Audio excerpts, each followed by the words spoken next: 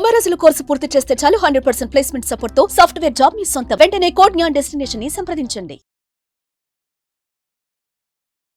తన అమ్మకు శాశ్వత వికలాంగురాలుగా మారిపోయిన తన అమ్మకు సపర్యలు చేస్తూ అమ్మ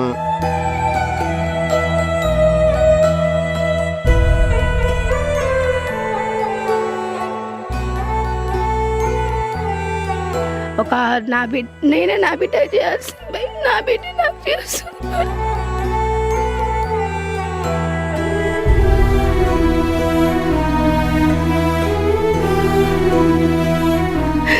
చూసారందరూ మమ్మల్ని సహాయం చేయాలి.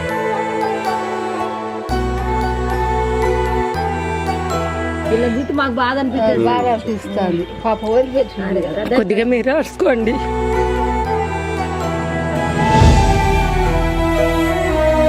బాధ అనిపిస్తుందండి, దుఃఖం వస్తలేదా? క్షణిక ఆవేశంలో ఆ ఇల్లాలో తీసుకున్న నిర్ణయం ఆమెను శాశ్వత వికలాంగురాలుగా మార్చింది. కట్టుకున్నవాడు విడిచిపెట్టి వెళ్ళిపోగా స్కూల్లో అమ్మ చేతి గోరుముద్దలు తింటూ స్కూల్లో హ్యాపీగా గడపాల్సిన చిన్నారి పాప తానే తన అమ్మకు అమ్మగా వ్యవహరిస్తూ ఆమె ఆలన పాలన తీసుకుంటుంది. కన్నీరు పెట్టిస్తున్న ఈ ఘటన సూర్యాపేట జిల్లాలో చోటు చేసుకుంది.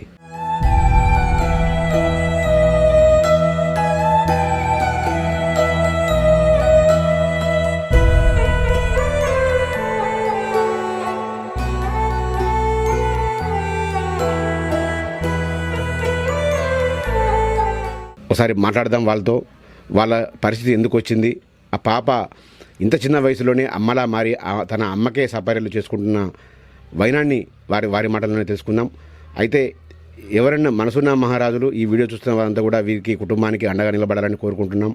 వీరికి ఈ పాప చదువుకోవాలని ఎంతో ఇష్టంగా చదువంటే ఇష్టమని చెప్తా ఉంది.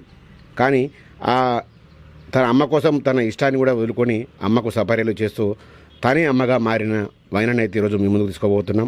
ప్రస్తుతం మనతో వారితో ఉన్నాం, వారితో మాట్లాడే ప్రయత్నం చేద్దాం. పదండి.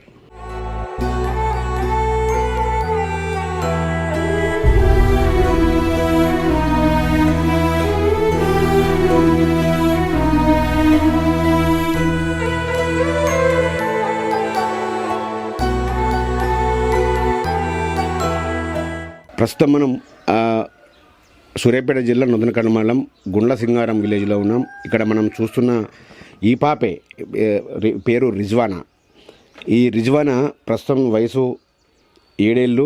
ఈమె తన అమ్మకు శాశ్వత వికలాంగురాలుగా మారిపోయిన తన అమ్మకు సపర్యలు చేస్తూ అమ్మ చేతిలో గోరుముద్దలు తినాల్సి స్కూల్లో హ్యాపీగా ఉండాల్సిన ఈమె ఈ చిన్నారిని ప్రస్తుతం తానే తన అమ్మకు అమ్మగా వ్యవహరిస్తూ అన్ని సపర్యలు చేస్తూ ఉంది. ఉదయం లేచిన మొదలు రాత్రి పడుకునేంత వరకు కూడా మొత్తం తన తల్లి ఆలనా పాలన కూడా ఈ చిన్నారే చూస్తూ ఉంది.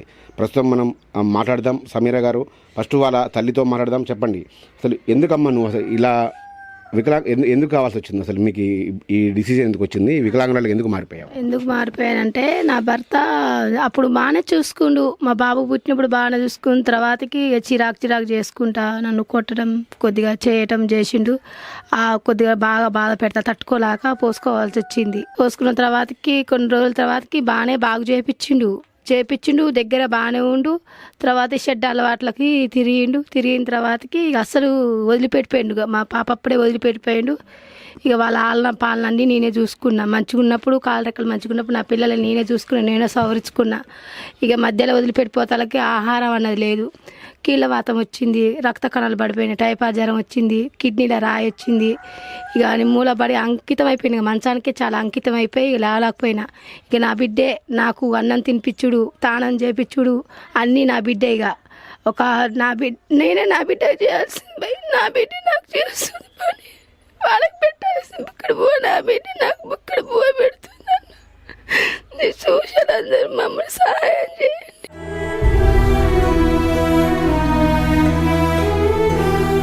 అంటే ఎంత ప్రభుత్వం నుంచి పెన్షన్ కానీ మీ కుటుంబం ఎట్లా నడుస్తుందమ్మా అసలు ప్రజెంట్? మాకు పింఛన్ లేదు. మాకు మా అమ్మోళ్ళు సాబులే పండగ వచ్చినప్పుడల్లా మాకు రూపాయలు కలగజేస్తారు.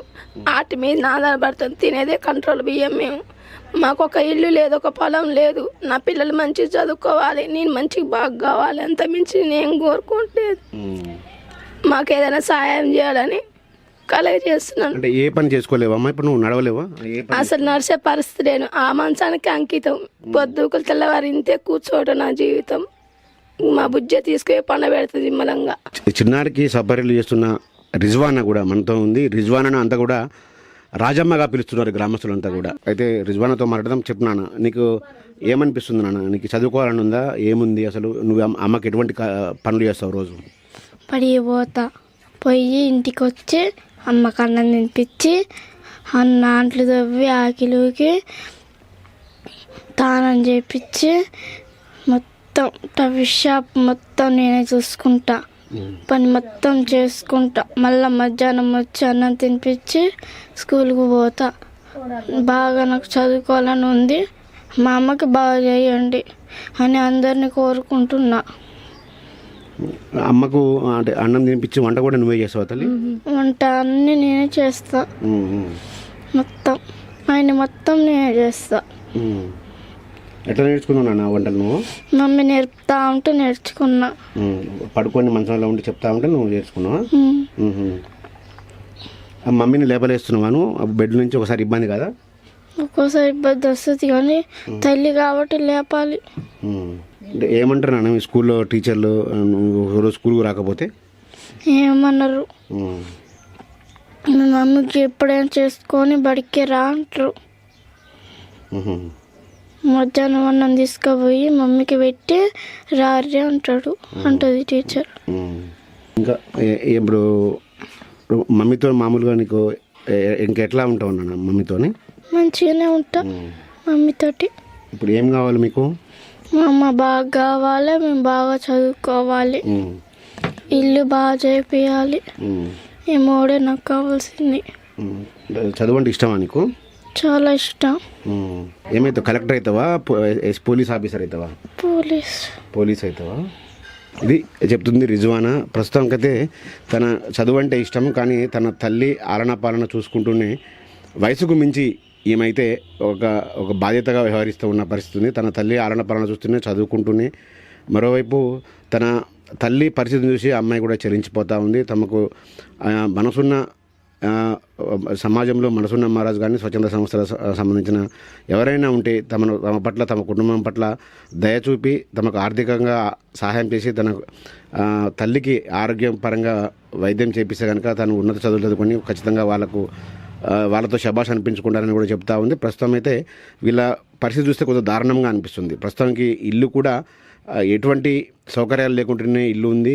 ఆమెకు ఎటువంటి పెన్షన్ రాలేదు. కేవలం రంజాన్ అటువంటి సమయంలో వాళ్ళ కుల పెద్దలు ఇచ్చిన కొద్ది గొప్ప ఆర్థిక సాయమే వాళ్ళ కుటుంబానికి సంవత్సరం పొడవునా కూడా గడుస్తూ ఉంది. సో మరోవైపు తల్లి కూడా కన్నీరు మున్నీరు అవుతున్న పరిస్థితి ఉంది. తన చేతితో తన ముద్దలు తినాల్సిన తన పిల్లలే తనకు గోరుముద్దలు తినిపిస్తూ విషయాన్ని మాత్రం ఆమె ఇంకా తట్టుకోలేకపోతా ఉంది. తను చేయాల్సిన పని తన పిల్లలు తనకు చేస్తున్నారంటూ కూడా కన్నీరు మున్నీరు అవుతున్న పరిస్థితి ఉంది.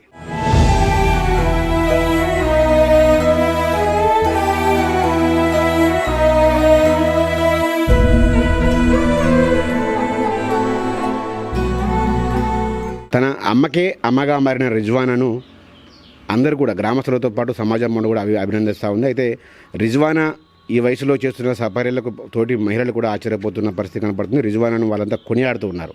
ప్రస్తుతం మనం వాళ్ళ గ్రామస్తులకు సంబంధించిన మహిళలతో ఉన్నాం. చెప్పమ్మా, అసలు ఏంటి రిజ్వానా ఏమేమి పనులు చేస్తుంది వాళ్ళమ్మకు? మీరు ఎప్పటి నుంచి చూస్తున్నారు? మాది గుండ్ల సింగారం మండలం నూతన కబురు. అయితే ఈ అమ్మాయి 10 సంవత్సరాలు, ఆమె బడి 10 సంవత్సరాలు అవుతుంది. 12 సంవత్సరాలు అవుతుంది. పాలు కూడా అవి ఇచ్చేది తెలియదు. డబ్బా పాలు పెట్టి సాధినం. ఈ అమ్మాయి బయటికి పోయినా ప్యాసు పోయినా ఏది పోయినా అన్నీ ఈ అమ్మాయి చేస్తుంది. ఉండు పెట్టుడు మళ్ళీ ఇలా దాది కూడా సాయం చేస్తుంది. మంచిగా పెడతారు. వాళ్ళ డాడీ వదిలిపెట్టిపోయిండు 2 పిల్లలు అయినాక. అంటే ఏమనిపిస్తుంది అమ్మాయి మిమ్మల్ని అమ్మాయి వాళ్ళ అమ్మాయి చేస్తుంటే చిన్న పిల్లలు? బాగా అనిపిస్తుంది సారు. ఎవరికైనా మాకు ఈ పిల్లకి మేము చేయాల్సిపోయి ఈ పిల్లే మాకు చేస్తుందంటే ఎవరికైనా బాధ అనిపించదా? చాలా బాధ. చదువుకునే అమ్మాయి కదా. ఈ రేపటి 20 ఏళ్ళు ఉన్నోళ్ళే మనం పిల్లలని చిన్న తీసుకొని వస్తాను. ఇవ చేయాలంటే ఎవరికైనా కష్టమే కదా, బాధ అనిపించదా? అట్లా ఇది వాళ్ళ డాడీ వదిలిపెట్టిపోవటం ఇదంతా కారణం. ఇక ఏం చేస్తావు, ఇక ఆ పిల్లకి అట్లా వచ్చింది. ఈ అమ్మాయి చేస్తుంది అన్ని పనులన్నీ. తల్లి చేసేసారు, మొత్తం అమ్మాయి చేస్తుందండి. అమ్మాయి చాలా బాధపడుతుంది, వాళ్ళ కుటుంబం కూడా చాలా బాధపడుతుంది. వాళ్ళ గురించి ఏం బాధ లేదు, ఇంట్లో ఏం లేదు, వాళ్ళకి ఏం లేదు సారు. వాళ్ళు చాలా బాధపడతారు. వాళ్ళ తండ్రి వదిలిపెట్టిపోయిండు, తల్లి అడ్డం పడిపోయింది, వాళ్ళకి పెట్టేటోళ్ళు లేరు, వండి పెట్టేటోళ్ళు లేరు, ఇల్లు లేదు, ఇల్లు గుర్తుంది, ఆ ఇల్లు అంత అర్థంది, ఏం లేదు సారు. వాళ్ళకు వాళ్ళ ఆఖరి వాళ్ళ ఇల్లు వాళ్ళ చక్కదనం చూస్తే సారు. మా అమ్మాయి చూస్తే మాకు చాలా బాధ అనిపిస్తుంది. వాళ్ళు ఏడుతుంటే మేము కూడా ఏడుతున్నాం ఒకసారి. ఇన్న వాళ్ళకి చాలా బాధపడతారు సార్. వాళ్ళ గురించి మీరు చాలా ఆదుకోవాలి, మీరు అంతా ఆదుకోవాలి. మీరు మీ గురించి వాళ్ళ గురించి మీరు పట్టించుకోవాలి సారు. ఇన్నవా అన్ని మీరు సాయం చేయాలి, మీది దయ. ఎప్పుడైనా మీరు అమ్మాయికి సహకారం చేస్తారా? చేస్తాం సార్, మేము కూడా చూసుకుంటాం సార్. వస్తూనే ఉంటాం, మాట్లాడుతూనే ఉంటాం, పోతూనే ఉంటాం, ఈ రాని పిలుస్తూనే ఉంటాం, మేము వచ్చి మందులు ఇచ్చిపోతూనే ఉంటాం. మా రంజాన్ పండుగ వస్తే సార్ ఇదో అదే మేము చూసుకుంటాం. మా అమ్మసి నుంచి వచ్చి ఇదో అదో ఇచ్చిపోతూనే ఉంటారు. ఇక వాళ్ళ దొరత అట్ట కాలం కడుతుంది సార్. వీళ్ళని చూస్తే మాకు బాధ అనిపిస్తుంది. పాప వదిలిపెట్టినాడు కదా. కొద్దిగా మీరు అడుచుకోండి, చేయండి, దగ్గర తీసి అమౌంట్ కుంటే అన్ని కొద్దిగా సౌలతుగా చేయండి. ఆ పాప బాధ చూడలేక మేము ఇదవుతుంది. అది ఆమె లేచేటట్టు కొద్దిగా ఇల్లు సర్గా చేయండి. ఆమె లేస్తే ఆమె అనుకుంటుంది, ఆ పాప బడికన్నా పోతుంది, ఎక్కడన్నా చేయిస్తారు. అది మరి చిన్నతనంలో ఇట్లా చేయడం బాధ అనిపిస్తుందండి. దుఃఖం వస్తలేదా? దుఃఖం వస్తుంది. కదా ఎవరికైనా బాగా